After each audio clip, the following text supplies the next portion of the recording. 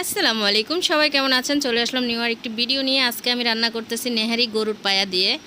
তো পায়াগুলো খুব ক্লিন করে সুন্দর করে নিয়েছি। তারপর আমি এখন একটা একটা করে চুলায় বসিয়ে দিচ্ছি সুন্দর করে হাঁড়িতে। আপনারাও কি আমার মতো এইভাবে নেহারি রান্না করেন?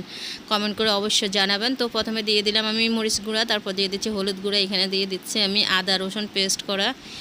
গরুর পায়াতে কিন্তু খুব বেশি আদা রসুন লাগে না, কারণ মাংস হলে বেশি যেমন আদা রসুন লাগে, পায়াতে বেশি লাগে না। তো দিয়ে দিলাম প্রথমে গোলমরিচ, কালো গোলমরিচ, তারপর দিয়ে দিচ্ছি এখানে গরম মশলা, এলাচ, দারচিনি, তেজপাতা, লবঙ্গ।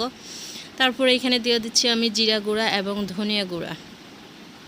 তারপরে এখন দিচ্ছি স্বাদ মতো লবণ দিয়ে এখানে আমি পানি দিচ্ছি, 2 লিটার পানি দিয়ে দিলাম আমি। তো পানিটা আসলে পরিমাণ মতো দিতে হবে, পায়া যতটুক। তারপর কিছুক্ষণ তো অনেকক্ষণ জাল করতে হবে, বিশেষ করে 2 দিন যদি রেখে রেখে জাল দেওয়া যায় তাহলে কিন্তু খুব বেশি ভালো হয়। ভিতরের মোজক যে আছে না পায়ার ভিতরে, ওগুলো বের হয়ে আসে। মোজক না, ওগুলারে কী জানি বলে, ভুলে গেছি, সরি। মোজক তো থাকে মাথায়। যাই হোক, এখন আমি জাল করতেছি। তো একটু ধৈর্য সহকারে জাল করব।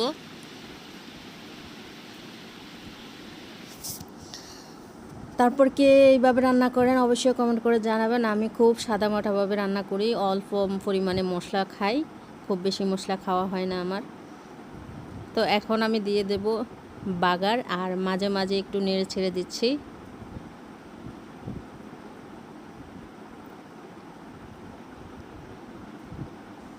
বাগার দেব পেঁয়াজ দিয়ে, আমি চুলায় বসিয়ে দিয়েছি পেঁয়াজটা নেড়ে ছেড়ে তারপর এখন দিয়ে দেব পেঁয়াজ বাদামি কালার করে, তারপর দিয়ে দিচ্ছি, এই যে দেখুন।